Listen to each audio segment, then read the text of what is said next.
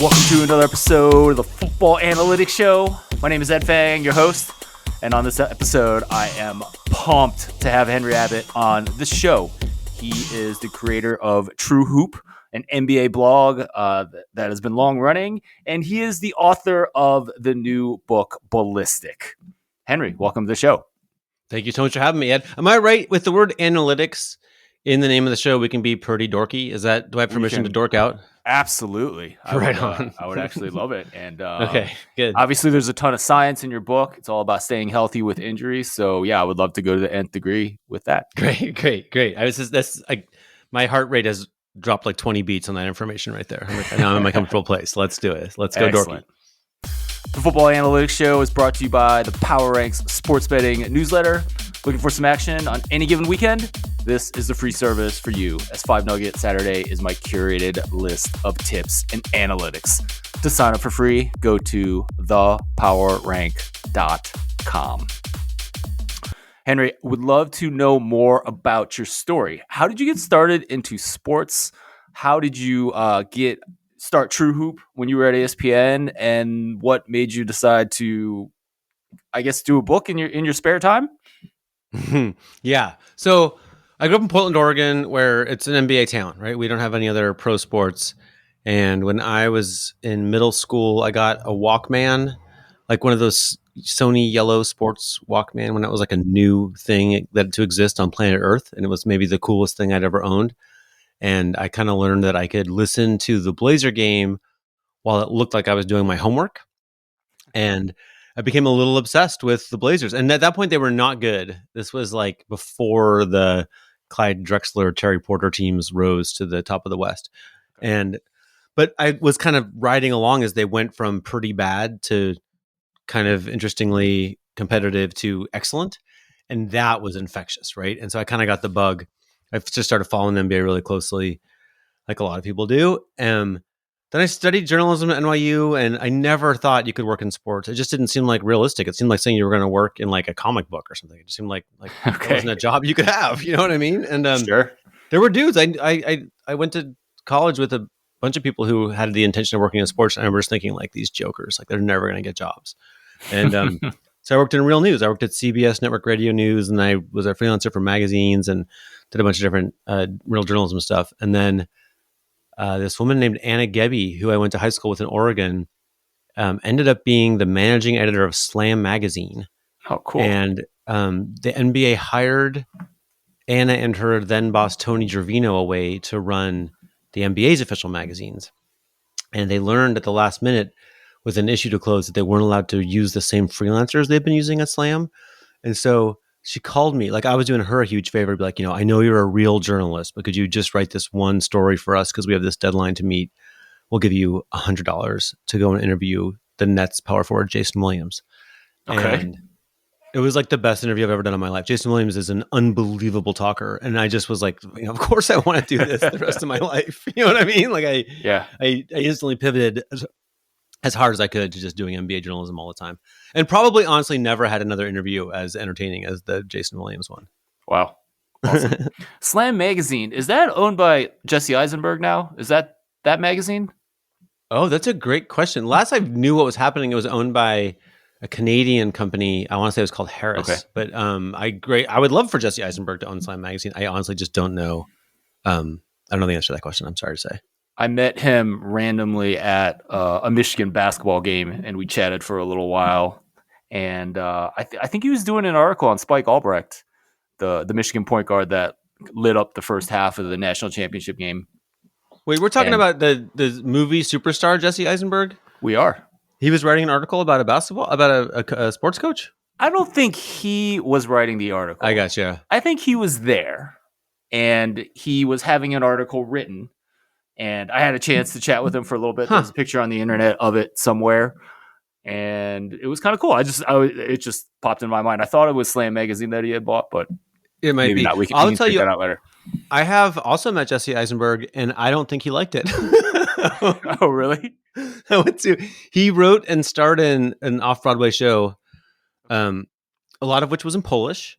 And I went to it with my family, and it was fantastic. And we left and then went onto the sidewalk. And then I was like, I should really go to the bathroom. So I went back into the theater, and the only bathroom in the Cherry Lane Theater is shares a very narrow, long corridor with like the backstage. And so when I went into the bathroom, the only other person in there was one of the actors, one of the 4 actors in the play. And I was like, hey, that was amazing. You did the whole thing in Polish. Like, do you speak Polish? He's like, dude, I don't speak any Polish at all. So that was kind of funny. And then, and then I leave the bathroom, and sure enough, the only 2 people in this long, narrow hallway are Jesse Eisenberg and me. And I felt very, almost like affectionate, because it had been such a moving performance. And so as we approached, I was like, hey, that was so great. And I reached out my left hand and touched his right elbow in a way that seemed normal to me. And he leapt back, I'd say 15 inches in an instant, because he thought I was maybe assaulting him. And I still feel kind of bad about that. Sorry, Jesse. No, I think you just. I think it was no way. I don't think that's a problem at all. It's Okay. Interesting. I mean, he definitely seems like a person that would do a play in Polish. Oh, hell yeah. Yeah. So why not? Yeah. Totally. Smart awesome. guy. So let's get back to you. Okay. You start TrueHoop and you start writing about the NBA. You told us how that started, but how did TrueHoop start? Yeah, I was writing for magazines, and I ended up knowing a fair number of people in the NBA, and so I'd have these interesting phone conversations. But I could only publish things in magazines that would still be useful in 8 weeks or more, because that was the schedule they were on. And I just ended up with all this kind of bric-a-brac of insightful things that I had nowhere to park. And a buddy of mine, this English guy who was a giant soccer fan in Brooklyn, but he was following his Britain-based teams. He was like, "You've got to start blogging." He actually started me a blog in the corner at a Christmas party, and so I just started writing a bunch of nonsense. And I quickly noticed that it was way more vibrant, got way bigger response than anything in the magazine. So I was just like, all right, I got to figure this out. So I kind of studied. I literally I joked, I gave myself a PhD in digital media, but I really went and met with people and interviewed people and read books and studied up. And, this was the Clue Train Manifesto and Rebecca Blood's 7 Rules of Blogging and all this stuff. And then I kind of convinced my wife that the best thing for our family to do at this time, when we were having another baby and stuff, was just to bet the farm on blogging, which was kind of crazy. And we started TrueHoop, and it was freaking insane how it went. It literally, a few months in, different things were happening. I got a call from, it literally said Google on the caller ID, and it was a salesperson from Google who wanted me to come and explain how my traffic had grown so exponentially fast. They couldn't explain it. And then I got a call from Forbes saying that I'd won best sports blog of the web or whatever. And I was like, but this is I literally only had 20 posts up. And the guy's like, That's I don't know, it's what you wanted already. So you get that thing. I'm like, okay, cool. And then ESPN called and said, would you be interested in coming to Bristol to talk about your future? And eventually they bought TrueHoop, which was pretty cool. That is amazing. What year was this started and then purchased? I started in 2005. We joined ESPN in 2007. Wow. Awesome. So right in the kind of golden era of blogging, right? Where things could take off and you could really take advantage of them. That's amazing. It was literally to my knowledge, it was the 12th basketball blog, period. Wow. There were 11 others. And, that's so cool. And it was it seemed like maybe we'd cap out at 15, it kind of seemed like that would be it. Yeah.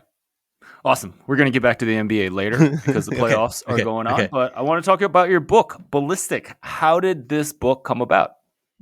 Honestly, it's been such a joyride. It's just been a blessed project. So I was in my attic in the pandemic writing about dirty money in sports. Who else wasn't doing the same thing, right? Totally normal. And it was such a bummer. Honestly, there are several sports owners with convincing ties to Jeffrey Epstein, and it just seemed like something someone should look into. And I raised my hand and did it, but it was so sordid and difficult, and I would fall asleep just feeling terrible about what I was learning about the world. And I was like, no, I need to find something that's just positive and that's useful, and maybe even has optimistic characters in it. And I had heard about this place, P3 in Santa Barbara, where this Dr. Marcus Elliott and his team were really going all in using science. We can discuss more what that means exactly, to prevent injuries, rather than just what the rest of us do, which is just live your life and run around. And eventually some doctor tells you can't do fun things anymore. And they seem to be having pretty great results, and they seem to be very serious about it. They seem like they really were not about just making a quick buck, but they really wanted to expand what humans understood about how to move and how to be healthy and how to have joy in your life. And so I called them up and said, if I propose a book about you, would you participate? And they said yes. And ever since then, that's pretty much what I've been doing. Awesome. And then what did you learn from the insights of P3 and Dr. Marcus? It's an awesome bunch of stuff. So it started with, actually, there's a football beginning to the story, which is when Marcus was 17, he had in his head that he was going to play football very seriously. He was starting his 17th birthday. He was starting his senior season, and he was going to be the target wide receiver. And I think he played free safety too. And it was kind of going to be the start of the football team. And then he had ideas about playing in college and this kind of stuff. But he tore his ACL in practice. And he'd been this super free moving kid. He grew up on 600 acres in the middle of nowhere in Marin County. And it just wasn't like him to be indoors at all. But then he spent 6 months, in his own words, being depressed. And he emerged with a new life mission, which is still his life mission, which is to study the human body super hard so that he could prevent other people going through what he went through. But at that time, if you think about it, this was the 80s, and it wasn't even clear what subject you would study like injuries before they happen. Sure. So he studied microbiology at UCSB, and then he eventually, after a time being a professional triathlete and a lifeguard and living in a van, he went to Harvard Medical School and studied everything. And he particularly studied under Tim Noakes in South Africa, who's a celebrated physiologist. And then he'd done a project studying preventing hamstring injuries in hurdlers, and the Patriots were having a ton of hamstring injuries at that time. So their chief doctor, who's a big name in sports medicine, Bert Zarens, called Marcus and said, "Hey, we're having a problem with hamstring injuries." I think they had just, their star was Terry Glenn at the time, and they were worried about his hamstring. And so they brought Marcus in to do a big project where he kind of looked into every piece of data that was available at the time: the temperature on the day, what time of year, what position, what running gait, and on and on. He would kind of dove into every NFL hamstring injury and tried to isolate the vibrant factors, right? What led to hamstring injuries? And I think I can tell you from memory more or less accurately that it was, by and large, they happened in the preseason, and they happened in open field positions. So this is like cornerbacks, wide receivers, and special teams. And I think there's some other defensive players who play in the open space that I don't even know the names of, but you certainly do.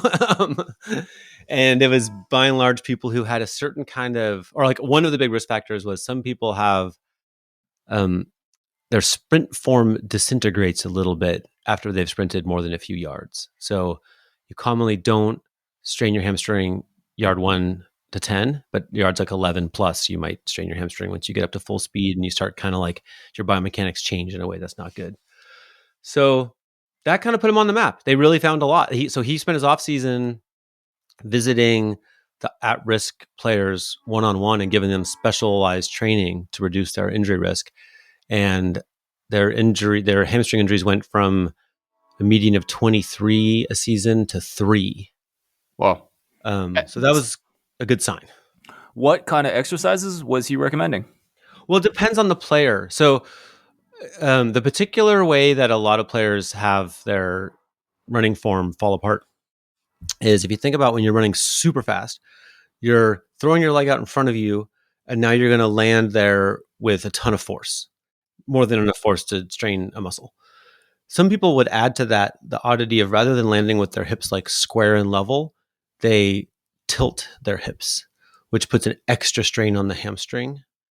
So now they land with this maximum force and their hamstring's already strained.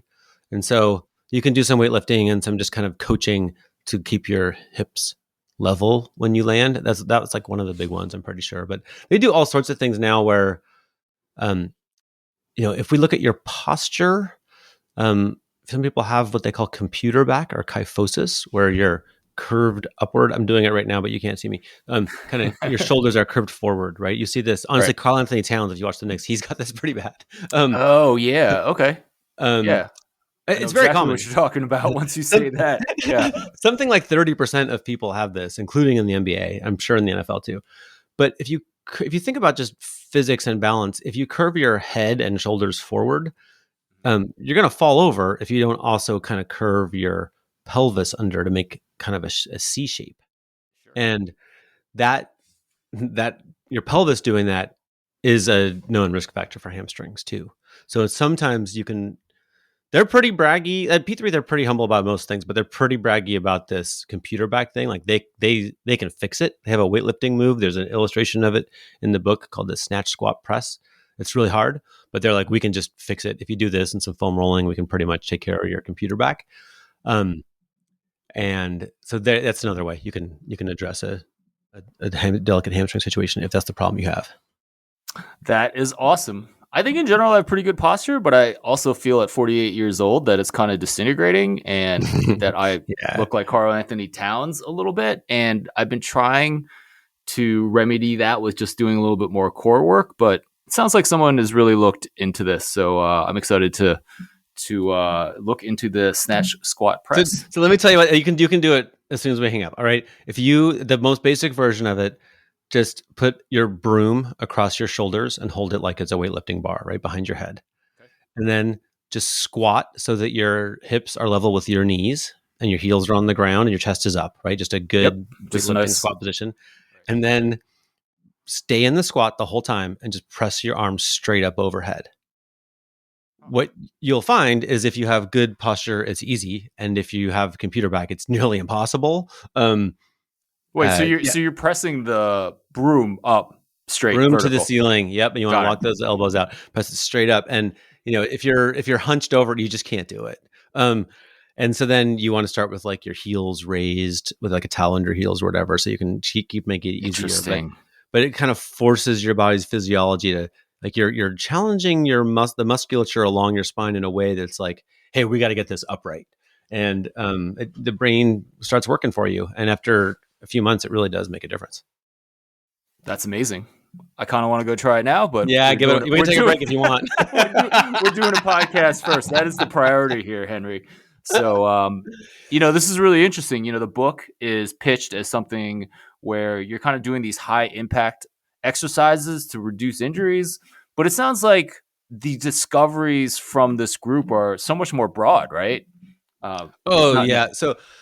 So the big change here is, I mentioned that, Marcus didn't know what field to look for the signal in, right? Biochemistry was his first guess. Eventually, more than a decade into his search, it emerged that it's granular movement data, right? It's force plates in the floor, infrared cameras in the ceiling, and these athletic bodies moving in these kind of prescribed workout ways where you do one-off skaters and hops and step off a box and jump as high as you can, and on and on. It's about 1 million data points per athlete per assessment. And once you have this giant, now they have 134.4 terabytes of movement data from elite athletes, which means now they can just start linking cause and effect, right? So they can say, oh, you tore your ACL. What did it look like when you moved 6 months, a year, 2 years before that, right? And you can kind of start getting big enough sample sizes with their thousands of athletes that you can really start to get pretty sure about what the causes are. And they're just unearthing a whole bunch of things that no one's ever known before. One of their little sexy findings is that in a study of 400 NBA players over a few years, every single player who tore their ACL had the habit of landing on the outside of their foot and then having their weight roll to the inside of their foot. They call it translation. And if you think about that, it moves your shin kind of like a windshield wiper, which puts your knee in a bad situation. Yeah, it seems bad. It's trainable. You can strengthen the muscles of the lower leg to prevent that. But right now, as I'm talking to you, almost nobody knows they should even worry about that, right? No one thinks about this. So it's this is one, there are 100 more. Like if you are sitting on their data set, you get to ask it new, fascinating questions every single day about what works in sports. And I feel like it's kind of great news. It's kind of what I wanted when I started this project. Everything was a bummer. And I was like, this is great news because, this is coming to us. It's not available, all of it instantly to us today, like it is to these NFL players who go there, but it is coming to all of our bodies, that the kind of the data set that will decide how to manage our bodies will shift from MRIs and scans and things of us lying still in a tube to Like, how do you move when you're feeling good, and how do you get back to moving like that? So they've pioneered kind of this motion capture data, big data type analysis. Are a lot of other people doing it? Like, are pro sports teams like doing this in house now? Yeah. So we're in an interesting time where everyone knows this is coming. So a lot of people have installed the equipment, right? The Utah Jazz have had it running at their place for more than a decade. But the problem is it's kind of useless without the data set, right? So Okay. the Utah Jazz can scan a dozen people a year. And then, so at P3, when I went through the assessment there, they told me that I landed on the floor with six times the force of my body weight, and that I needed to get that to 4.5 or below. That's a thing the Utah Jazz could never know because they just don't have enough people to know who's safe, right? Or they were talking about some guy from an NBA team was there explaining how they had all the equipment, and Marcus was like, "Yeah, but how do you know when to stop the workout because someone's too dangerous, right?" If you just have a few people on your server, or actually, there's an episode in the book which is a little bit making fun of the Phoenix Suns, but they had they installed a multi-million-dollar practice facility with not just the kind of setups that they have at P3, but also a full basketball court where all of these movements would be assessed in the most granular way. And a few years in, they had a change of regime and called in P3 to see if they could step it up for them, help them use it all better. And the guy from P3 called back to Santa Barbara and he's like, they don't know how to turn it on. The servers are empty. They literally haven't turned it on yet. I mean, that's not shocking, right? You get new ownership at a team. Yeah. He brings in his own people, and that's kind of what you get. And most people in injury prevention, right? Most people in this kind of part of the sports organization that's trainers and performance people, they don't really want their profession to be about analytics and data, right? So when it comes around that these 134.4 terabytes of data, a lot of what they're doing at P3 is hardcore data science and trying to figure out what correlation and causation. That's not really the province of people who work the guy. There's a woman whose job it is to keep Giannis healthy, right? She's a trainer, right? And so there's some anecdotes, some direct evidence in the book of just the teams are I hope P3 goes to hell, right? Because they're making the trainers obsolete in the trainers' view, right? The trainers are pretty. I don't know about the NFL. The NBA, a lot of these people have these pretty well-paying team jobs, and their biggest mission in life is just not to lose them. And Sure. if you bring in this outside firm that has all this stuff you don't understand, then you're a little bit more obsolete. That said, the new CBA has P3 baked in, so they're installing right now these facilities in every team in the NBA, and they're going to assess every player. It's in the CBA that they will assess every player 4 times a year, and then the data will go a number of places, but one of them is P3, and they'll be able to weigh in and say, hey, looks like this guy's ankle mobility just went to hell. We're worried about his knee on that side. Maybe you should train him in a different way. That is awesome. In the process of writing this book, what was your favorite story that you came across? Well, the one that just leaps to mind is this little funny thing, which is I found myself saying, people would think that this was just kind of robotic and very impersonal, some computer printout is going to tell you how to exercise. And to combat that, I was the truth is their goal for you at P3 is to be like puppies on the beach, right? They want you to play and frolic and just be super free. And yeah, you might have to go in the lab and do some work to feel that way, but the goal isn't to be in the lab. The goal is to be out on the field feeling awesome, right? Sure. And so puppies on the beach was a phrase that I was using a bit in talking about the book, and everyone seemed to like it.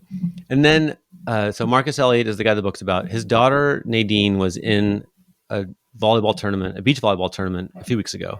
And I happened to be in town, and she had to play up because I'm not sure why, but she's playing 14-year-olds and she's 11 and they're winning. Wow. And okay. On the drive over, Marcus had this one piece of advice where he's like, hey, just really take your time with your serve. You want to really make sure you get a good serve every time. And she puts a serve just straight into the net after rushing it, to be honest. And he's like, Mila. And she turns. She has the sharpest eyes of anyone. And she gives him like the dirtiest glitter ever. Who invited you, And just that kid trying to shut the parent up, and Right. so he kind of smiles, and then she wins the game, but this moment kind of simmers, right? And next thing you know, they freaking wrestle. Like he's sitting on the beach and she kind of tackles him, and they're just like joking around. They're laughing so hard and just wrestling. I'm like, oh my god, they actually are puppies on the beach. Like it's not just a saying, like it really Yeah. is. The goal is like we want to be puppies on the beach. So I think that was my favorite. That is very cool. Henry, I'm a 48-year-old competitive runner. What can I get from this book? Okay. I think a few things come to mind. One is there's a warm up that's illustrated 13 steps. It's not that hard. I think if you add that to your routine, you're going to feel better starting your runs. That's so cool. So this is the one with the sweeps, right? And they're the one where you kind of do a lunge and you like twist a little bit. Yeah, and there's some walking on your heels and you're slapping your toes down. And I've just found, I mean, there's some theory behind this, but I know what it's like to be 48. And I think you feel pretty good after this warm up. So how, did they come up with this, or how did it? Yeah. So there's so many components of athleticism. It's like we think of athleticism as running faster, jumping higher, but at P3, their data just tells you there's so many other things. How you position your foot to land, rotating's huge. Managing your hips, activating your glutes. There's just all these little factors that they bake into this warm up so that you end up with a more kind of well-rounded bunch of just feeling peppy. So that's a big part of it. Okay, runners. Can I just stop you real quick? Sure thing. So my son is 13 years old. He plays soccer. They do a lot of this. He also sees a personal trainer, and he was the personal trainer was the one that was like, walk on your heels, walk on your toes, so cool, on and so forth. So I've actually been doing this. I've actually been doing this for about a year or two, and it's been a pretty interesting process. I certainly don't necessarily think I'm faster because of it, but it is a nice warm up, doing a dynamic warm up. And what's been interesting to me is that like it kind of opened up parts of my legs that I didn't really know needed opening up in some sense. So what do you mean? Well, like you'll start doing it, and then this is roughly true. I don't know if this is exactly true, but it's roughly true. So at some point, I started doing like the side swings of your legs, right? Which I've seen other runners doing, and then like maybe a week later, like my hip will feel a little weird at the first part of the run, right? But then after a while, it's like it's completely fine, and like your body adapts, and it feels like the warm up is activating stuff that kind of should be activated, maybe like making things a little more symmetric in my body, which I'm always obsessed with as a mathematician. But it's been good. Like I've actually been doing this, so it's pretty cool to hear you say that. I mean, because kind of the idea is like the activation, right? Like you're activating certain parts of your legs that, when you are just repetitively running, you're not necessarily thinking about that. So you need to, I don't know. I honestly went, so again, I mean, we had talked about the most intense minutia of the body. It was years into this project when I went to Marcus, and I was just like, well, why do we warm up again? You know what I mean? Like I wasn't totally sure, but there's a good answer. I think I'm right in saying you're 2 to 6 times less likely to strain a muscle that's been warmed up. Nice. So, when you run, you're using a lot more muscles than you think you are. And so you want to have a more diverse warm up than just like some sprints or whatever. Yeah. Okay. So, but I can really help you though. I think the 2 things I would say that really could make a difference for you. Okay. One is every single athlete they've ever assessed at P3 comes away with recommendations to improve their hips.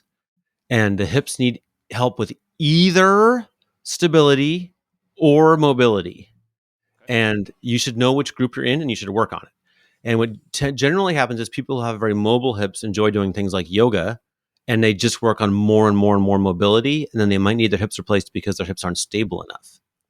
Whereas people who lift weights feel good under the bar and push really hard, but they don't have hip mobility, but they keep working on the weights, right? So the kind of shorthand joke is that everybody should switch, right? People who do yoga should lift weights. People with weights should do yoga because you want hips that are both mobile and stable. Now, you mentioned those sideways leg swings. It's a perfect example. So you're standing on your right leg. Your right hip should be stable. It should be strong. It should hold still while your left hip goes free and easy, yoga free, right? Like moving in a big range. And then you switch. So I think there are these kind of nuances of hips that are massively important for running that you can just start with just understanding, if you can sink deep into a pigeon, or if you can do a standing figure four easily, where you get your hips nice and low while your legs are crossed. Your hips are probably mobile enough. And if you can get in a side plank with your body in a big X, leg raised, arm raised, and all 10 toes pointing forward, if you can lock that out and hold it for 30 seconds, then your hips, Marcus says, are stable enough. Chances are you need help with both of those. I know I did. And so then you know what to work on. And there's a section of the book that I presume talks about this. There are even illustrations from my friend John Early who can show you exactly what to look like in there. Yeah. So that's the one. And okay, the other one for runners, I literally just interviewed Marcus earlier this week for a different project about what's his kind of number one piece of advice for regular runners. And it comes down to this phrase ankle stiffness, which is not stiff like immobile. It just means like how ready is your ankle to transfer force from the ground into your Achilles, and on up, right? Makes sense. Yeah. Runners translate between 45 and 90% of the energy from one step into the next. Like one of the precursors for transferring a lot of force from one step into the next is landing on the ball of your foot with your toes up and having a ton of force go into your Achilles, which is then well positioned, depending on how your whole leg goes, to pass into your quads and glutes and other muscles that let you kind of bounce along, right? You absorb the force of landing better and you're stretching those muscles. And then when they spring back, this is when you get your freebie moving forward with less energy you have to generate. So that foot part is a common place for it to fail. Elite runners all run with their feet in more or less the same position. They all have this good ankle stiffness. Most of us regular folks don't.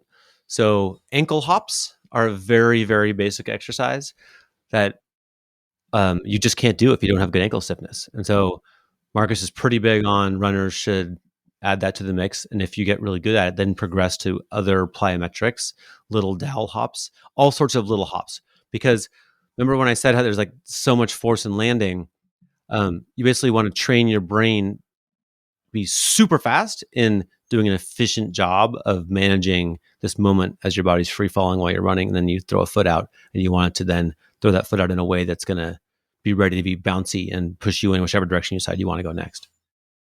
That is very cool. The whole ankle stiffness, elastic energy from the Achilles sounds a lot like Born to Run, barefoot running, all that stuff. So he totally believes in that.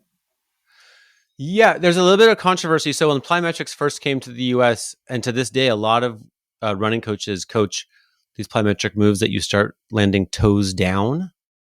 And Marcus is like hardcore against that, because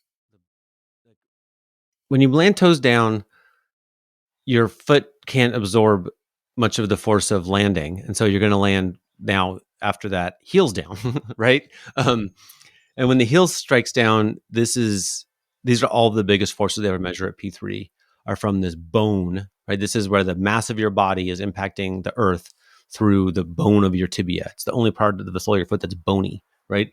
And you slap it down, and it's a great way to hurt your knee, right? These big forces are pushing from the ground right up in your knee. So Marcus is a big fan of land toes up. I mean, he says toes up. That's the coaching point. He doesn't actually expect your toes to be like fully off the ground. But if you land on the ball of your foot, then your ankle is ready to pass the force straight into your Achilles, as opposed to having some interim step. And so don't land on your heel. Definitely don't land on your heel. That's not cool. Yeah, everybody knows that. That's good. I've spent a lot of time not landing on my heel, so love that.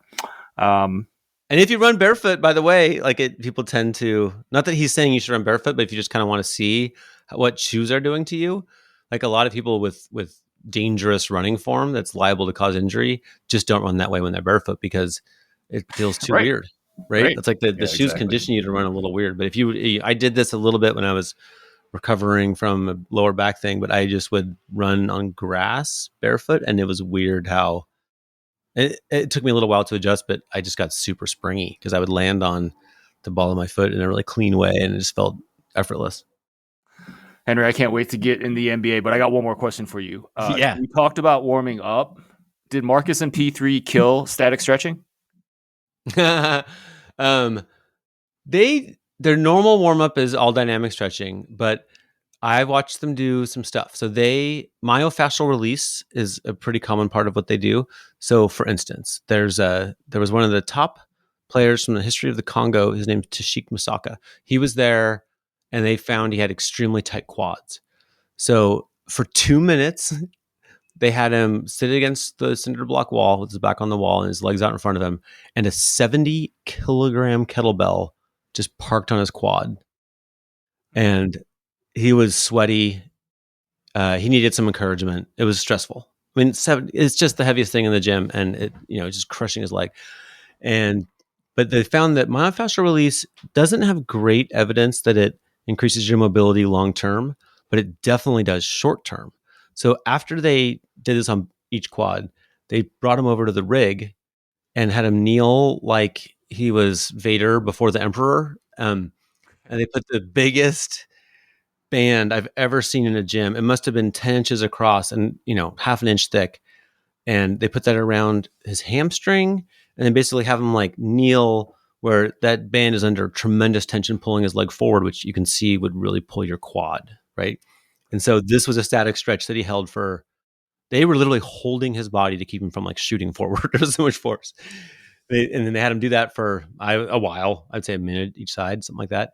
And then he goes right into some dynamic movements where he's using his new quad mobility with some like neural programming to like get his body used to moving. I think he was doing some like hinge type movements and multiple rounds of that. So in these, so they didn't kill totally. They use it in these targeted things, especially after myofascial release. Excellent. Let's move on to the NBA. We're into the second round. You actively cover this league on TrueHoop over on Substack. What's been your biggest takeaway, and who do you think is going to win the championship? I wrote a story, I don't know, 6 weeks ago or so saying I thought it was the Thunder all the way, and I'm sticking with that even though they're down right now in their series.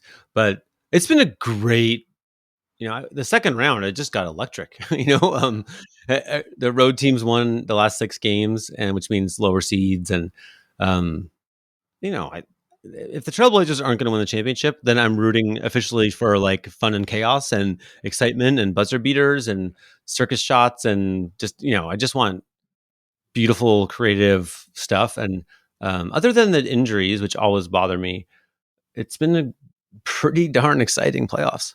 Absolutely. I think I've watched more basketball playoff in the Knicks Pistons series than like I literally watched every single minute of that series being here in Ann Arbor, and it was such a great series. Like the last 4 games were all decided by 3 points or less or something. And obviously the controversial no call on the foul in game 4 in Detroit, that series could easily be 3-3, heading back to New York. So completely agree with you about the excitement factor.